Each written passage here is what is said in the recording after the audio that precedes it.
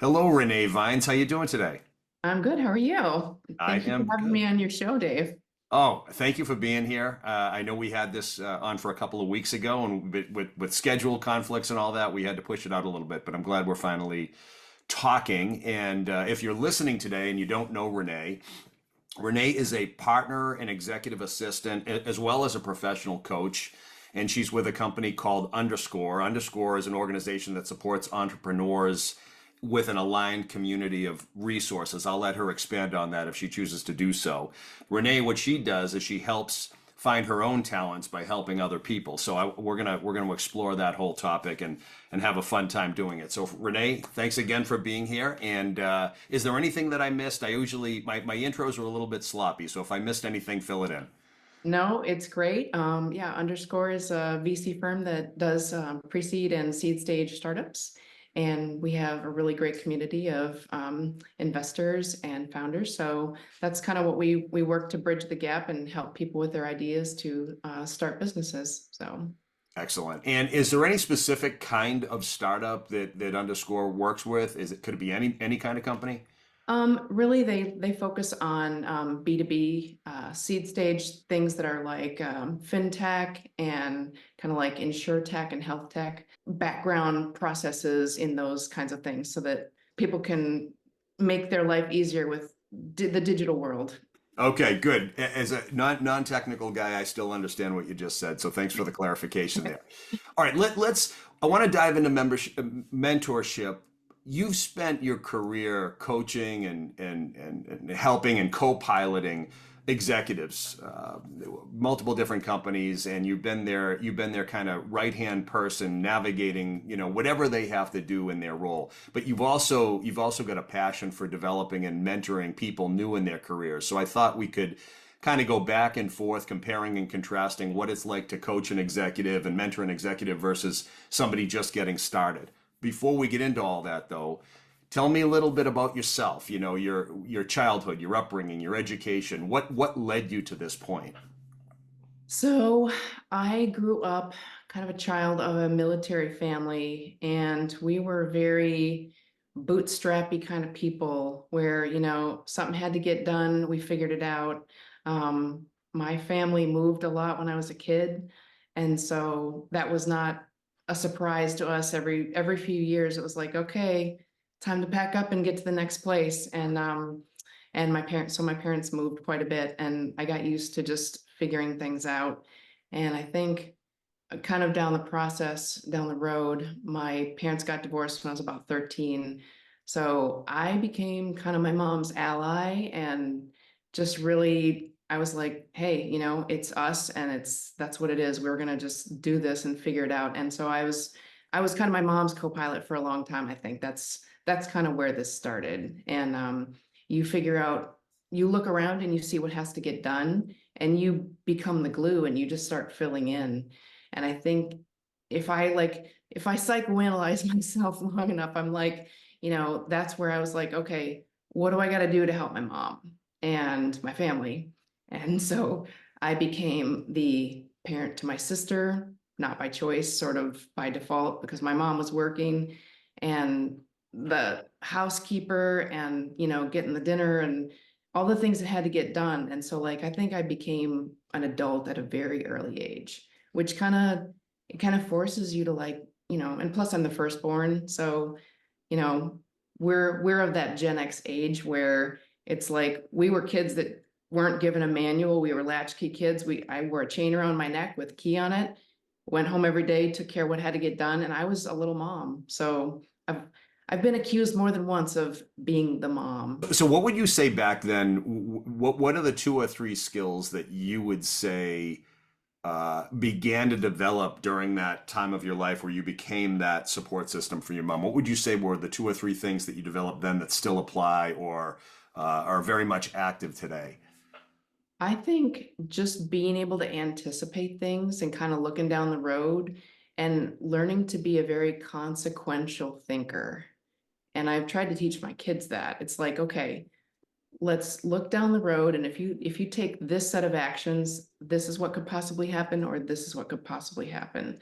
And I think it's kind of taught me a little bit about risk management and, is this a good idea? It's kind of like, you get in this generation, it's like, I tell my kids, don't do anything when someone says, here, hold my beer. I'm like, that's generally an idea that this is not a good thing, that whatever it is that you're about to do is not a good idea. So being able to anticipate what hasn't happened yet and then play through how to prevent it, avoid it, or Well, so yeah, you think about, okay, what's my backup plan if this doesn't happen? So you're always, it's kind of turns you into an if-then thinker, which is why I think there's people that I've worked with I've worked with some engineers, and I think that's why I kind of have a little bit more of an engineering mind, because it's kind of like the schematic, right? Like you get the down arrows and then the box that says, okay, if you land here, this is what happens. And then there's two arrows off of that box, and you're like, if then. So you've got a lot of if then statements that are kind of like flowing down, and you're trying to think about, okay, well, the parameters keep changing. So you're trying to keep up with what's the next thing that the person is going to think if this happens or that happens. How are they going to feel? So like you try to step into their shoes mentally and saying, okay, well, if it was me and I was in their shoes, how would I think about this situation, and what's the next action that I would anticipate them taking as a result? So it really helps you to like kind of brain share with people, and people that think like that, it's a little easier to kind of mind share once you get to know them, because then you think about how they would act and kind of, like you said, play through that scenario. So it just helps you to like, I don't know, think about how you learning how people think. and I want to go back real quick. What did you choose to study when you got out of high school? And then how did that lead you into into the career path that you ultimately chose? English was my major, but I did technical writing as kind of a piece of that. And I've always liked that, where it's like instructional things and like teaching people how to do things. And I remember in college, we were given, this is when we still had the old dumb terminals, and we were given a piece of software and we were told to write a manual for someone else who had no idea how to use it. And I think that, and I always wanted to be a teacher growing up. And so I think those kinds of things, it's like if I can save somebody the time and effort and show them how to do this, and being like, okay, avoid this pitfall by doing this. And so I've always been that kind of thinker. And I remember even before I had kids, I was like, I would stumble onto something that I'll be like, oh, this is pretty important. When I have kids, I should remember to tell them this or that or the other thing. And I was always thinking about that. And I was like making a list mentally of these things are important in life and you should think about them, because it's like your value set, right? Like kind of going to the values of what is important for me as a human being to like learn and know and do and share. And so I think about all those types of things. And that's why I think mentorship is so important, because there's so many people out there trying to figure it out. Never had a first job, don't know how to interview, don't know how to write a LinkedIn profile, don't know how to show up professionally, or all these things. And I kind of use all these things in my head, and I'm like, well, how could I help somebody who doesn't know any of these things to show up and be the best version of themselves? And that's why I guess kind of coming to the culmination of our conversation, tying that all together and be like, I could coach you to be the best version of yourself when you show up here, so that people will be like, oh wow, this person is so put together. Hmm. What would you say is more important? Knowing where you're going, or just getting something done, or just starting to do something? For example, if you're a young person and you've never had a job, or you're coming out of school and you're not sure where to look, is it more important to know what you want, or is it more important to take action on what you think you might want? I think it's more important to take action on what you think you might want, because if you don't pursue that, you don't pursue your dreams, or you get stuck because you're like, oh, I really shouldn't do this. I should play it safe. I should do that. Um, I've been in the position where uh, I've played it safe for a long time because I had to do the responsible thing, not the thing I wanted. Hmm. So I think that has that has made me more of the mom, because I'm like, I know I have to be responsible for all these other things and all these other people and all this other stuff. So I think that's been where like I've I've made an art form out of living my life around other people for their convenience. And that's why I'm so good at my job, because I know that they're the star of the show and I'm the supporting person behind the scenes. I'm like the person in the back of the theater who, like, I used to like doing theater with people. I did makeup and helped people with stage stuff behind the scenes. And it was like, they're the person that's got to walk onto the stage and be this person. So I'm here in the back to like get your script and make sure you've got a drink of water so you can speak correctly and know all these things and prep you and all these other things that are like the supporting piece. So it's kind of like, again, it's just kind of like things that I did in my growing up years in life that have helped me be really good at my job. And so when it comes to, maybe this will get a little sloppy because I want to talk about executives, I want to talk about engineers, and I want to talk about people looking for work for the first time, or maybe even later in their career, trying to redefine themselves. But Right. I wonder about all the types of personalities, being organized and helping people be better at better versions of themselves. I think in order for you to be effective, or even me to be effective, you have to have a sense of how well does this person know who they are? What is their level of self-awareness? What is their level of, humility or empathy, or are they clear on what they want or where they want to go? And no matter how organized you or I might be with them, if those things aren't knocked down first, you might not be able to get them there. So are you at the mercy of their insecurities, their egos? I think you know where I'm going with that. How much does that play a role in your effectiveness? It definitely does, because you're working with this person and you got to find out, first of all, how open are they to being coached or managed?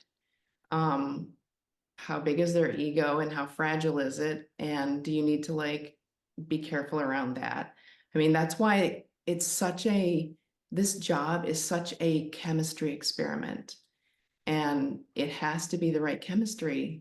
That's why there's somebody for everybody, but executive assistants need to choose carefully and executives need to choose carefully. And you have to, that's why, like, when you are in interviews, and I know that there's been so many interviews where I've wanted to ask certain questions that I thought, oh, maybe that's not appropriate and I shouldn't ask that. But you need to be able to ask hard questions to really pinpoint and zoom in on things that are important for you as a person. When you're looking for this job or you're looking for your assistant, whatever it is, you need to ask hard questions and be honest. And if you're not, then you end up with a bad match.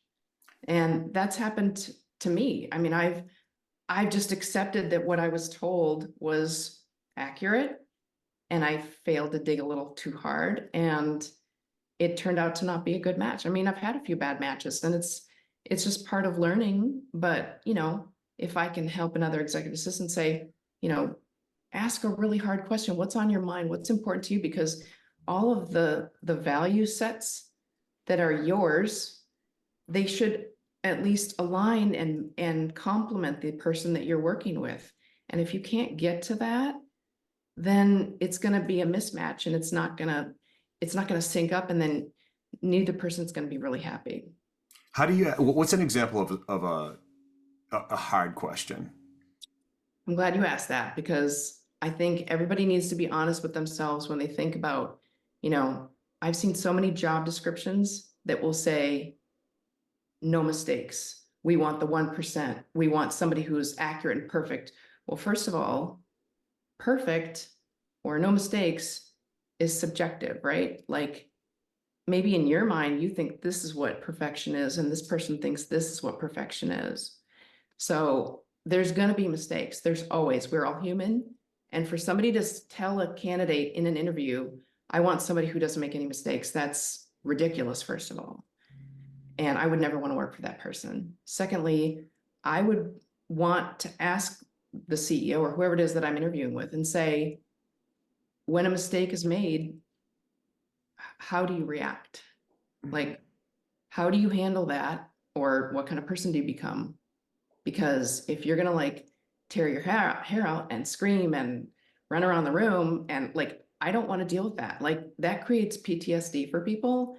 And then when you're afraid of that person, then you're terrified of making mistakes. And then what happens? You Mhm. continue to make more mistakes, or you don't want to ask any more questions, which kind of shuts down the whole relationship because, you know, if you've lost your confidence in yourself or you're afraid of what this person's going to say, like what the relationship is like degrading. It's not good. Whose responsibility is it in an ideal situation to bring up the idea of a disagreement or a mistake? Is it the executive putting it on the table to the person interviewing, or is it the person interviewing bringing it up to the executive? Ideally, how should that happen? And if so, what's the best way to ask a question like that? I mean, I think the executive assistant should bring it up because I think they would want to know. Mhm. And I don't think it's out of the bounds for the CEO to say, how do you deal with mistakes? I mean, I think it's just a thing of like, okay, in our working relationship, what are what are issues for you? What are hot buttons or, what are your top three like things that bug you? Like, what are your foibles or whatever? So, like, ask these questions and just be like, look, I want to, because most executive assistants want to have a really good partner relationship with their executive. They want that. Like, we want people to trust us. We want people to like us. We want people to be happy and just pleased with the outcome of our work because we embody so much of our work and we put so much of ourselves into events and things that we do. So we want people to be happy and successful. We don't want mistakes. So communication is so important. So if you don't have that, or somebody's kind of hindering it, or whatever the process is, like you need to be able to have those honest conversations with people. And the biggest thing is investing the time in your assistant.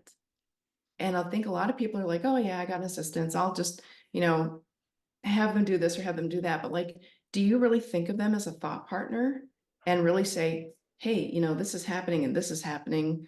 Um, what do you think about these two things and how do you view it? And like really asking to kind of mind share with them because that's where you get the most value out of this relationship and this partnership.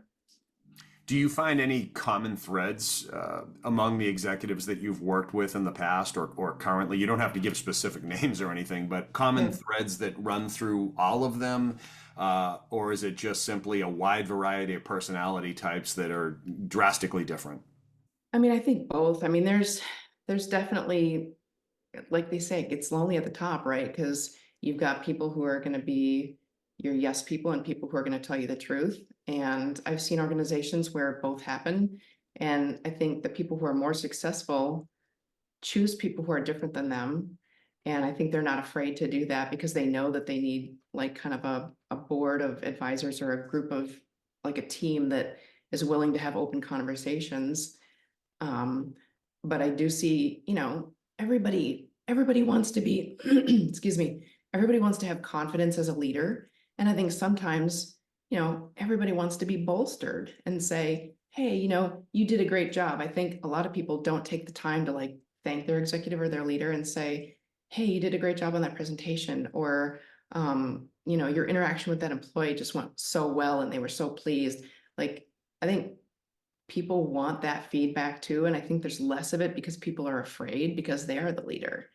Right. So there are a lot of common threads like that, but then everybody kind of brings their own personality and nuance too. So that's one of those things that has to be learned. And, when you spend time in their email or you watch them in a meeting or just their general persona around the office, you learn how the person responds and reacts to different things and people.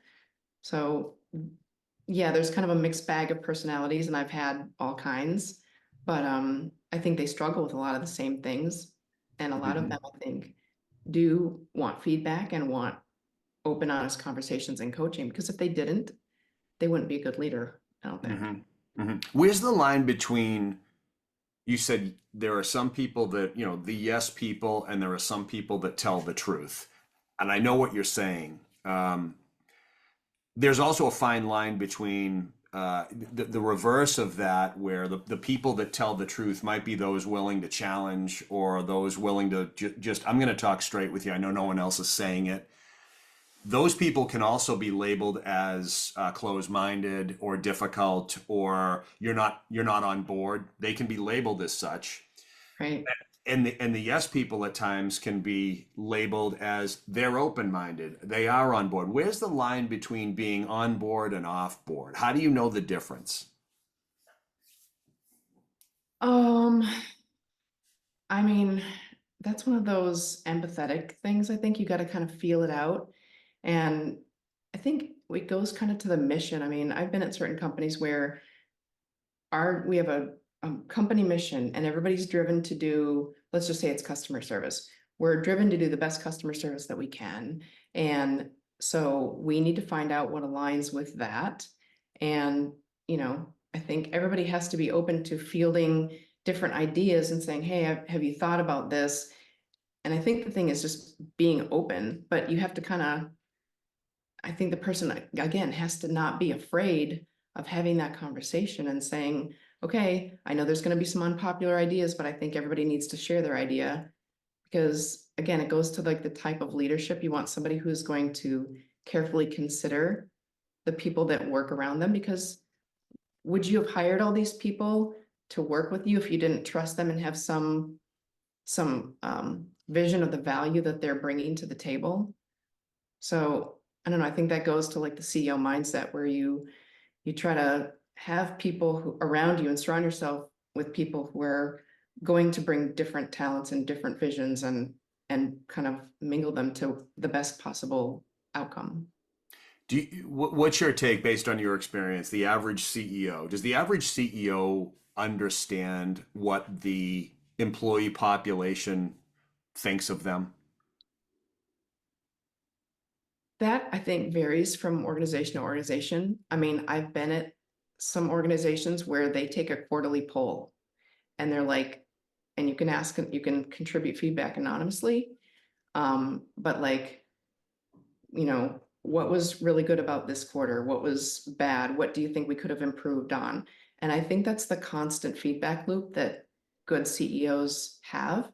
And they ask for that and they talk to their people and they need to have channels where they can get that feedback. And I think the executive assistant is one of those because the executive assistant is kind of the eyes and ears of the organization. I mean, and this kind of goes back to the whole coaching and mentorship thing. Like I've been one of those people in so many different roles in so many different companies where people would come to me and be like, hey, did you know this was happening? Hey, did you know I was being harassed or bullied? Hey, did you know this person is doing this after work? Like, and people would just be, because I'm a good listener and people just be sharing these things with me. And I'm like, oh, wow, well, these are things that I would take them to my boss and I'd be like, hey, you should be aware of this because X, Y, or Z could affect the company. And you have to, when you're partnering with somebody, they are so busy doing their 10,000, 25,000 foot view of things, they may not be seeing all the stuff that's happening on the ground that could create an issue. So they appreciate when you share those things. And I've had to do that in a number of different uncomfortable situations where there's been like legal things involved. And it's hard, but they value that because again, you're looking out over the horizon, you're anticipating what problems are happening, or you're kind of risk assessing for the CEO. So it just kind of goes to this whole giant word cloud of like, you know, mentorship and empathy and listening and coaching and all these things that are so important in our role as a partner to somebody who doesn't have time for those things or can't focus on them individually, Right. in One of different the ways. reasons I asked you at the beginning is what do you think is most important, knowing where you're going or just getting started? And we can go back and forth about what's more effective, I guess, in any given moment. But when you're at that executive level and you've got priorities that expand beyond the day-to-day communication with your employees, you got to talk to investors, you got to talk to the board, you got to, raise capital, whatever the heck they're doing, it's over there. And sometimes there's a disconnect between what they're doing over there and what's going on in here. And so sometimes what's going on in here is messy, and it could feel small and snarly, and you're a safe place for people to go to say, hey, Renee, I'm concerned about this, or did you know that? There's a fine line between being the safe place to go and then being the person that has the direct line to the other person, where if you say something, you could expose somebody. How do you navigate that? Yeah, so I've been in that situation a few times, and you definitely have to put your kind of confidential hat on and your empathetic hat on, because you're trying to like help this person and the company and the CEO, and kind of create that kind of safety for both parties. If it directly affected an employee, obviously that could turn into a legal issue. So you have to protect the employee and be honest with the boss, because they're gonna find out anyway. There's been other times where I've had feedback from somebody and I'll be like, look, I'm in this person's trust, and I'm sharing this with you as a data point, and it's not for you to know who it is, but I'm trying to share this so that you can either be a better leader or make a change to the policy or how we do something. That's just such a touchy-feely navigation thing that you have to kind of make a judgment call based on what the issue is. Hmm. Because if it could go to HR or a legal team, that person needs to feel like they're being supported. And we had that at a couple of places, and I felt really bad, but it's one of those things that you really just got to be like, okay, I want to present this issue as I'm trying to do the best to help this person in their job and still support them as a human being. So you just really got to find, like, you just got to feel it out. I hate to say it, but like a lot of things, they're just like, you got to feel out what is the situation. Hmm. I'm going back to our, initial. You had said you were talking about mistakes and how do we handle mistakes, and those questions being asked during an interview. I spent many years in the staffing industry, so I've interviewed lots and lots of people. Hired them, but also put them out on assignments. So thousands over the course of my life, and what I've noticed and observed over time with companies, a lot of them interview for the job itself, skills, experiences, how would you handle this, how would you handle that. I don't think many, in my experience, take the time to navigate the difficult and what's going to happen when things get ugly. How will you disagree going forward? What is that going to look like? It's going to happen. Just because somebody's in an executive role doesn't mean they're smarter, and it doesn't mean that they're not insecure. And I've met some phenomenal executives in my life, and I've also met some that are just painfully insecure. And the idea of somebody disagreeing or challenging just crumbles them. And that manifests in anger and judgment and punishment and closed-mindedness. Where's your line of demarcation where you would say, I'm not working with this kind of individual. This person's going to be in my way and everyone else's way. What are those values or components that would cause you to walk away and say, I'm not doing this? Well, I had that situation once with a particular executive where I think I was presented this very lovely front, and I skipped over a couple of the hard questions that I should have asked. And it got to the point where, and this person, God bless them, they were a lovely person. They worked really hard, had a really good business. But when you lose your cool in front of an entire company, and then it comes back to the executive assistant, and then you're trying to do damage control for someone, um, that's at the point where I'm not going to be there for that. I'm not going to stand outside of an explosion that you lit yourself Mhm. and then do damage control or like take flack for that. And like I think that's that happened, and the next day I was on the phone to my recruiter and I'm like, get me out of here. Yep. Because you know, if that happens like that, and that's obviously not the first time it happened, but when things like that start becoming the norm, you need to get out for your own sanity. Everybody has bad days, and I understand that, but there's a line where you see that it's becoming egregious or toxic. And for me, that's where it became toxic. And I'm like, no more. I can't, I can't stay because then I'm validating this, and I'm not gonna do that. Yeah, thankfully I've worked with and for a lot of good ones, a lot of good ones. The I don't know that I've ever experienced anybody that loses their cool or has lost their cool. Maybe slightly, but not enough to concern me. Although I've experienced it. Actually, I had somebody call me last week who was sharing a story about that. And I'm like, my God, he did what? There was like an explosion. Some of the more toxic ones that I've been exposed to never looked in the mirror. One in particular, it was always whoever left the company were the people that were responsible for the why the company wasn't doing well. It was never ever because of this individual. So and then the second one I think of was somebody that always would say that name is never to be mentioned around here again. So if a person left the organization, it was always that name is never to be spoken around here again. So that was just this famous line.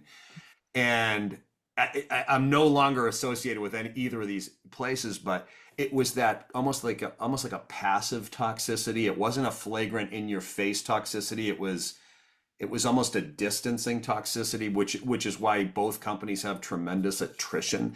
Have you observed that? Oh, yeah. I mean, with this particular thing I'm talking about, it was kind of always underlying. And then you could see like it was starting to run people off the cliff. And that's, you know, that when that's happening, it's like, it's not just you, Right. made me feel better about myself. However, you know, you feel bad for all the people involved because they've spent time and energy and, you know, they've invested themselves in this role, and now they've got to like, they're not happy and they've got to find new employment because people are like, I'm not sticking around for that either. So I mean, and especially when someone like in my role departs, like for that type of reason, it's not lost on people. And they're like, oh, it's, you know, it becomes like I'm a visible person in an organization. Just proximity gives you visibility, and that's just the way it is. It's like this chair, you're sitting in this chair next to this other person, and that's how that works. So, I mean, I've had a lot of great bosses, and I've learned so much from them. But yeah, I mean, there's things that you gotta, I think when somebody leaves an organization, you want to put your best foot forward about it, or like ask them, hey, what could we have done better? Or sometimes you just see the underlying effects of things like that can cause your culture to kind of tank and stuff. But Going back to the role you play as a mentor, not only to the executive but to the employee or the new employee, it's almost like your responsibility is to make sure you set both sides up to be successful so that they're successful with one another. And right, you're almost like an invisible entity in the middle, nurturing their relationship for them. You're not orchestrating it, you're not a puppet master. right. You're helping them be stronger for one another. So now they're tight. Any thoughts on that? Because ultimately, we've talked a lot more on the executive side. I tend to be tougher on the executive because I believe that individual has more influence over anybody in the company. And it's on them to look inside, to establish some self-awareness and some humility to help this organization communicate more effectively and get things done in a simpler way. That said, the executives aren't all to blame if things aren't going well. There's responsibility that lies with the employee as well, and it might be in speaking up or articulating expectations. To what extent do you help mentor the employee side recognize their responsibility in the relationship? Well, I'm actually coaching somebody right now who is a seasoned EA who has like many years of experience. And their executive departed, so they were assigned to a new person.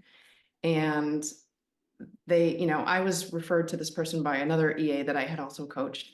And they said, my basic issue is, they're like, it's not like I don't know how to do my job. They're like, I know how to do this job. I've been doing it for a really long time, but this person is being really like awful to me. I'm like, well, tell me some examples or whatever. And so we were talking about the examples of things. And I was like, well, it sounds like this is just not a good personality match. I'm like, have you done this? Have you done this? Are you talking to HR about all the problems that's going on and documenting things? Yes, I'm doing that. So I'm like trying to advocate for this person. I said, it doesn't sound like failures on your part. I said, there is a shared responsibility here with the person that you're supporting and you to partner together. And if this person doesn't like your personality, I mean, you got thrown into the mix with this other executive because of what happened. So I'm like, if this isn't a personality match, I'm like, sometimes you just need to call it a day and say, I need to look elsewhere. Hmm. And, you know, so I've tried to help this person and give them some pointers and tips, and they're like, okay, well, they're moving on to a different scenario, which is great for them. And they're like, it's the perfect way for them to handle it. And I said, it's a new door opening for you. I said, so don't stay where it's not comfortable, because I said, you're just making yourself miserable.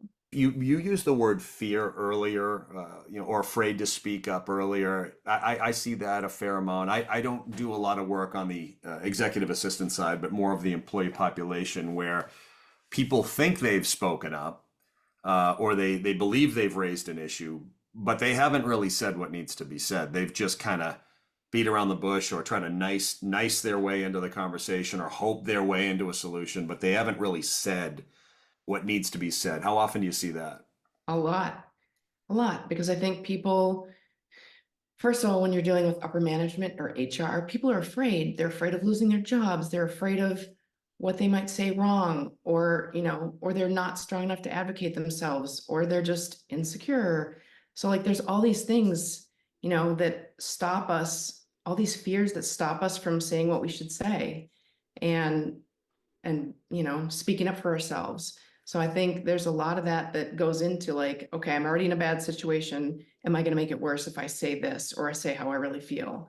And I think some people need to find, okay, am I a better writer? Am I a better speaker? What would be, how do I get my words out so that I can say what I want to say? And sometimes it's better just to write it down and be like, okay, these are all the things that I need to tell you, and I'm having a hard time voicing them to you. So I'm going to write a list and say, can we please talk about these things? So sometimes you just need to find your voice in the medium that works for you too, and just say, you know, I'm going to make a list and I'd like to compare lists with you about how we're working together. And I have a friend that started she suggested this document called a Start, Stop, Continue. And you meet with your executive, I don't know, quarterly or biannually, and say, okay, how are we doing? What are the things we should stop doing? What are the things we should start doing? And what are the things we should continue doing? Because sometimes the things change through your relationship or through the growth of the business, or, as things move along down the road, that this is another touch point with your executive. You can say, okay, how is the relationship that we use, that we progress the business? Like, how is that operating? Is it operating at peak, or are we deficient in some areas? And so stopping to evaluate and get out of the office and talk about, just sit down with the other person as a human being. Um, it's kind of one of those ways of like, let's negotiate this conversation, which could be more of a struggle for me because I'm your subordinate, rather than like putting it on a person to person level as a human being. And so I think just that human empathy, high touch part of like really trying to relate and connect with somebody on a personal level helps your relationship and kind of helps this whole dynamic. And again, it creates trust and all these other things. How often does a person's job become their identity, where getting into a conversation that might question their effectiveness, or maybe stopping something or starting something, tinkers with their mentality, because they totally identified with that job, and now we're questioning what I've been doing for the last 5 years, and it goes down the wrong path. Oh, executive assistants have this conversation all the time because we are kind of married to our jobs. We are dependent upon, we are the support system and the organizer. And so exactly what you just said is what we all think all the time. It's like we are our jobs and we live and breathe and eat and sleep it because we are this other person's support system. So you're like plugged into this person all the time. So it's like, it's kind of like an extension of your family almost. If you're doing your job well, it's kind of like an extension of you. And so it's kind of like that person's always in your brain because you're always thinking about tomorrow and next week and how they're going to react. And it's just like a side thing that is attached to you. So a lot of executive assistants live in that world 24/7. Mm. It's so interesting. This has nothing to do with what we're talking about, but this is going through my head. Um,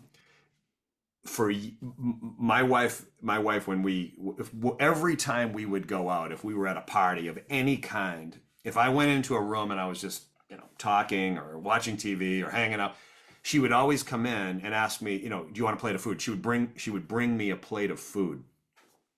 And immediately when we were dating, and immediately I felt uncomfortable. I really did. I'm like, because in my mind, it made it appear to me that I was expecting her to serve me, and I felt uncomfortable, and I didn't say anything for a while, and then it was I don't know how much time had gone by, and I said to her once, I said, "Hey, please stop doing that." And she said, "Why? What's wrong?" I said, I feel like we have an arrangement where when I'm doing what I want to do, your job is to serve me. I don't like it. And I know what you're doing is thoughtful. I just feel like it makes me look like an a-hole. You know what I mean? I don't, because I'll serve myself. I don't need anyone to serve me, and I don't want anyone to, I don't want, and maybe that's my own insecurity. But she was stunned by that. I'm like, if you want to bring me something, I just don't want it to be an event that you're bringing food to your husband. I just don't want that. And I felt that way managing people as well. We had admins in the office and office managers, and some of my counterparts, they would rely on the admin or the office manager, book this flight or arrange this. And I just wasn't able to ever get comfortable with that. I always felt like I had to be participating in that as well as a human being. This person is not my gopher. And I don't know where I'm going with that, but that was running through my head as you were talking, because you're saying some of the AEs identify with these responsibilities. And if the recognition or acknowledgement isn't there, that could create, I don't know, an insecurity. So I'm curious to get your take around me. Is my thought process warped? I probably wouldn't make a great executive because I wouldn't want you doing certain things. Well, we try to smooth the road. So like if you think about the road ahead, like we're trying to straighten it, we're trying to remove the rocks and the debris, and we're trying to like make like this smooth cruise for the executive through their day. That's like our job. And so that can take many different forms. But yeah, a lot of it can take on very much of I mean, call it servitude, call it like helping, call it, errands or whatever it is that you want to call it. And I think some people do need to learn to get comfortable with certain things, because I've had people that are like, hey, can you get me coffee for my meeting? Which I totally don't mind. And then I've had people are like, I don't want you to feel like you need to get my coffee because you shouldn't have to do that, or don't get my lunch. But if I'm in a meeting, please get me lunch. So like, I think the executive has to kind of get over that hurdle of like, this person isn't doing this because they're trying to serve me. They're trying to make my day go smoother so that I can actually eat between my meetings because I don't have time to go out. Right. And so that's where the partnership thing comes in, and people have to be like, okay, um, I'm not burdening this person, and that's part of their job, or they're willing to do it. Maybe some people aren't willing to do that. But most people that I know are like, hey, I don't mind. I'm gonna go get myself lunch. I'm gonna get you some lunch too. But it's just nice when the executive like realizes that and it's like, hey, I'm gonna go out. I'm gonna get you a coffee. Would you like one? And just reciprocating, sometimes doing things of that nature. But um it is more in the mind of an executive where they'll be like, I'm going to delegate these tasks to you because I know they're not important maybe for you, or they're not the top of your list, but they do make my life easier and it would help me if you did them. Right. And so, I've done so many different things for people, including running to the bank machine to get a couple $1,000 so the person can go away for the weekend, or, changing their stock options in their computer, like things that they don't maybe have time to do, but it just helps them because it's an important thing that has to get done, but it's maybe a little more on the personal side. So again, it's kind of one of those things that we're willing to help where we're asked, or sometimes if you just want to, like, you want to volunteer to your executive, like, hey, I'm willing to help with some of these other items if that helps you. Right. So I'm sorry to interrupt. that's okay.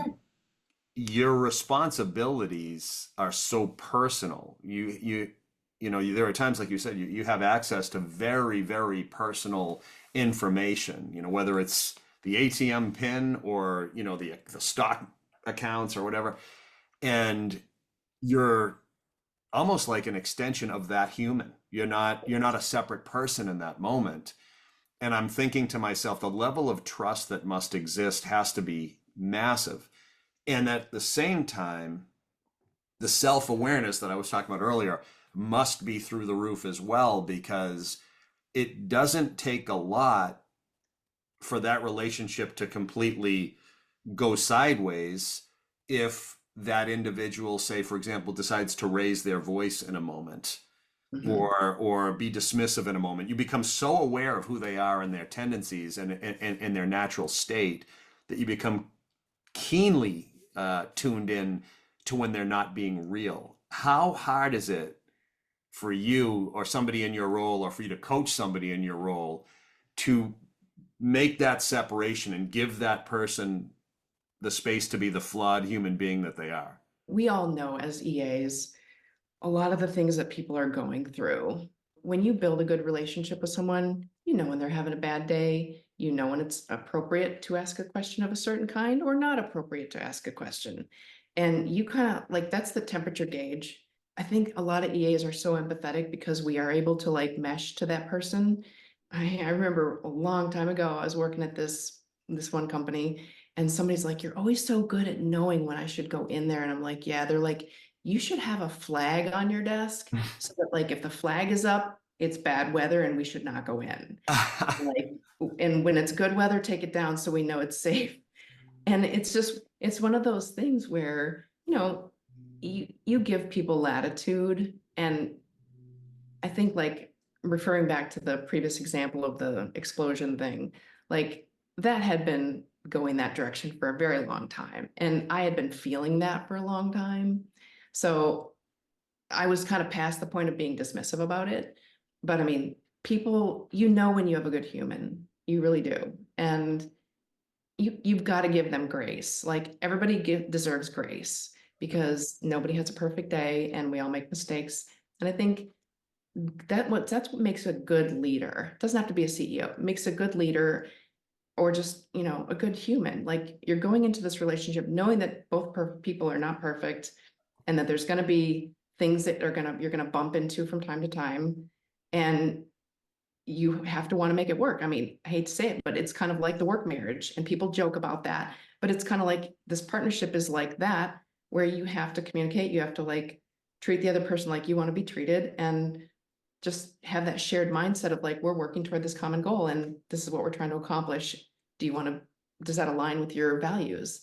And so there's a lot of little things that go back to the values of alignment. And when all those things sync and they run, it's like a well-oiled machine, and it's like pilot and co-pilot. I may not be flying the plane, but I'm watching the horizon. I'm like checking the wind speed. I'm checking the rudders. I'm like doing all the things that are helping fly the plane, and the other person's steering. So like, I'm just trying to be checking all the 360 degrees. Right, right. And I would think you gotta be in a place where you have to be able to say what is to Mhm. them at any given time, no matter what, whether they like it or not. This is what is, because it's almost like your responsibility is to help the other person see what other people see. If there's a disagreement with another person or a lack of understanding or a rub with another person, the first place I go is what's my responsibility in this? To what extent have I created this? And even if it's 10% in my head, that's probably what their issue is with me. I did this, said that, failed to do this, something, so that Right. I can at least be with them in a place of understanding. I'm not there to win an argument. I'm there to understand and I recognize that I play a role in this too. That's where you got to put yourself in somebody else's shoes. And when you coach people, you just have to be like, okay, where do you think the problem originated? And let's dissect it a little bit and figure out, again, with the consequential thinking, looking back and seeing what happened, and then going down the road and saying, okay, if I do this, what could happen? So like just trying to, you know, have people think about a situation in terms of like, okay, we're going to look at this as if it's not you and it's not me and it's not this person. If someone came to this person and said X, Y, and Z, what do you think that person should say back? Hmm. And then when you kind of distance yourself from it, I mean, that's kind of how you coach people through it. It's like, well, did you look at it this direction? Oh, no, I didn't think about it from that direction. So I'm like, well, you really got to step into that other person's shoes and be like, oh, yeah, would I have reacted that way? Probably. A good coaching and mentorship relationship is like thinking about switching the view to somebody else's view and being like, okay, yeah, I shouldn't have done that. Well, how would you say the AE role has evolved where it's at today versus what it was 5 years ago or 10 years ago? I think the biggest thing is like people working remotely and you're trying to have a relationship with somebody when you're working remotely and you're not the day to day either sitting next to somebody or in the office with somebody or having more FaceTime with people. And we're trying to do this remotely. And it's great that we can do a lot of it remotely. But I think you just miss so much of the, hey, how are you doing today kind of thing? Because you don't have the, hey, I'm going to get my coffee and go walk by the water cooler and talk to this person, maybe their dog died last night and you don't know it, like, and then they're Right. having a terrible day and it's like, oh my gosh. So I think that's one of the hardest things is, we've lost so much of the human touch, and especially for people who are empathic people, and I love context. And so for me, the space and the environment and the look on someone's face, like I watch somebody's body language, and that's like, if you know what to look for, that tells you all you need to know about that person for the day. It's Right. like, how are they walking this morning? Look on their face, or what's the first thing that came out of their mouth? So I think losing a lot of the humanness that we have in a shared space is the biggest challenge, and it's hard because that's what, as a EA, we look for. How long does it take one person to feel connected to another person? In this relationship, I think 6 to 9 months at least, because you got a norm to the person. You've got to find out their schedule, their likes and dislikes. And a lot of that you can't just dump. You can't just download it. I mean, they can tell you like, hey, I'm a morning person. My best time of day is, 10 to 12, and I don't like evening events or whatever. Like you can get the basics of those things, like the tactical stuff, but like the strategic things that are more like non-tangible, how did this person react when they ran their meeting over 10 minutes? They were really upset. So like those are okay. I'm going to make a mental note of that and make sure that I build in more buffer time for this because this person doesn't want to be stressed out. So Hmm. like those are things that you kind of, if they don't tell you, you got to figure things out. Hmm. And I agree with everything you're saying. I hear it all the time, especially the remote component.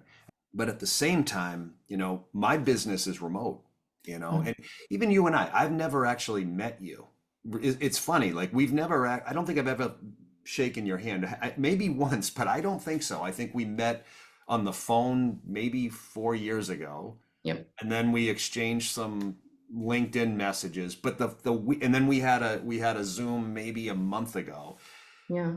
But it's weird because I feel like I know Renee, but I don't. I really don't. But it's not, and this is why I think it's overrated or overblown is because I don't think it's hard to understand somebody. We've never worked together, so I don't want to imply that I could be a perfect partner to you. but I think it's easier to understand than we think it is if we just take the time to listen. Right. And I think some people are really good at that. And, you're an excellent interviewer and you're fun, you're very thoughtful and, you know, you really listen carefully to ask really good questions. So I think that's why it's easy to talk to you because you elicit, more thoughtful responses. But yeah, I mean, I think getting to know somebody and kind of like following them. I mean, I've been following your LinkedIn posts for quite some time and I quite enjoy them because I see the little hook and then like I gotta open that and see what's in there because it's so interesting and and it's fun and you're very personable. So I love following what you write. But yeah, I mean, I think you get to know a person through the things that they share, and I feel like I know you better than I truly know you. But I think you're right about that. But I think when you work together with somebody, I mean, really getting into somebody's brain for the role that I do, I need I need like 6+ months to like really kind of embrace that individual and just like absorb all of their stuff. Hmm. So Okay. I have one more question and then you tell me if we missed anything. Here's my question. How would I provide you candid, tough feedback if that were to ever happen? What would be the best way for me to approach you? I would I really like things in a very non-threatening way. I would love to like get away from the office, go out and like have a coffee or a lunch or something and say, "Hey, I'd love to sit down and talk to you about some things about how we're working together," and just be really positive about them. Because I think most people would like it this way, but like you got to start with what people say, like the compliment sandwich, right? Like put something out there like, hey, you're doing this really well. And I love when you did this or you did that. And then, this is something I think that it didn't work the way that we thought. And like, what do you think we could do? Like, engage that person to be like, what do you think we could have done a little bit better to make this have not gone this way? So, Hmm. like, engage that person rather than like, you didn't do this right. This was awful. And even as a parent, I hear myself and I'm going, oh, I should do that with my kids more. but, uh, Right. but, you think about those things and like engaging somebody in the process of feedback rather than just being like in your face. It's just going to go a lot farther. My family was always like, you catch more flies with honey than vinegar. And I'm like, yeah, I know. Okay, so I'll be nice about it when and if that day ever comes. That's fine. You can punch me in my face. I'm one of those people. I got yelled at a ton growing up, probably well deserved, and I don't want to get yelled at. So I don't want you to yell at me. But if you were to have tough feedback, I just want you to say, "Hey, how straight can I be with you right now?" And I'd say like extremely straight. And then because as long as you just say that, I can brace for it and say, Right. "Let me have it," and then Okay. we'll get. So if that ever comes up, you can let it rip. Is there anything I didn't ask you? Anything you want to say to kind of bring us home here? I really think that people should seek out a mentor or a coach, somebody that they can trust, somebody that they feel comfortable talking with, because I think even at any age, you know, we're all going through this and we're all trying to figure it out, right? So like have somebody that you can rely on who's either in your industry or in your age group or in your social circle or whatever that you're comfortable with. I mean, I will say I've got an EA friend who I've only met in person once. Yeah. And she reached out to me probably 15 years ago. And we've been friends since then. We went to a conference together. She's wonderful. And we talk on Zoom at least once every 2 weeks. Yeah. And she's in the same role. We do the exact same type of job. And we are each other's sounding board and we're friends. And I value that relationship so much. And she's in Canada. She's not even in this country. But I value that relationship so much because she's an amazing person. She's a good listener. She lets me vent. I let her vent. And we just are able to be ourselves. And it's a wonderful, fun, wonderful thing. So I think everybody should have that. I love it. Now, can I ask you one more question? Now you Sure. make more questions come to my head. Um, I always wonder, what I've coached a lot of people. I coach a lot of people now, and everybody comes to me for a different reason. The coaching has evolved significantly in the last 5 years to include a lot outside of work that I never would have thought people would be talking to me about, but that's what's happened. It's the work, their health, their mind, their and so I'm bringing this up because there are some people that want, say, career coaching and how to climb the ladder and how do I get the next raise and how do I, strategically position myself for the promotion. There are other people that'll use the time to be validated. Have you experienced that? And what advice would you give to an AE who finds themselves in a position where somebody is just seeking them out for validation versus truly an ear or maybe somebody to challenge them? A lot of people suffer from imposter syndrome, and a lot of people are in, just say for my role, like when you're an EA, you're like, oh, I don't know if I could be an EA to a CEO, or Yeah. I'm only an EA to a VP, and I really want to get the top of the rung or whatever. And I think people are like, could I actually do that? Like, yeah, you can totally do that. You just work up to it a little bit, because you know there are a lot of people out there who they're just not confident in themselves and their skills. And most of this job is figuring it out. Yeah. And there's no really secret sauce. And there's so many different flavors of what we do as an executive assistant. So I think a lot of us, or people even that I was coaching this other person, and she's like, oh, I've done this, I've run my own business, I've done these and these and these. And she goes, I really want to get into this EA business and role.